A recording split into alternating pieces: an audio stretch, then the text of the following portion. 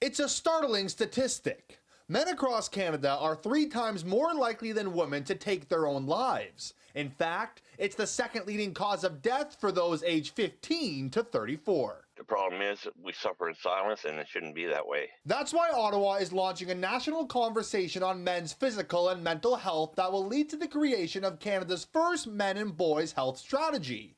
Gary Brown is the founder of Operation Whiteheart, a group that promotes suicide awareness, and says something like this is long overdue. So many guys don't realize when someone right beside them is suffering, and they're giving them hints that they are suffering, but they just put it off as suck it up buttercup, right?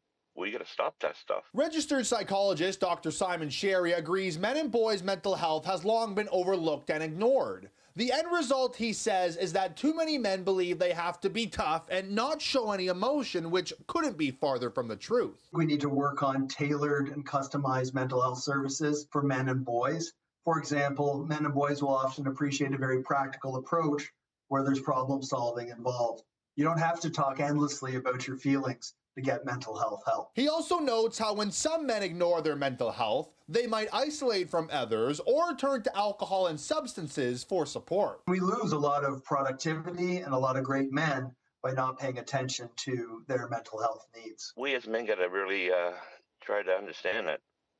We got to do our part to look after ourselves, so that we can look after our partners or our workers, our co-workers. Beginning March 2nd, Canadians will be able to share their thoughts on what they believe should go in this health strategy, with the full plan set to be released later this year.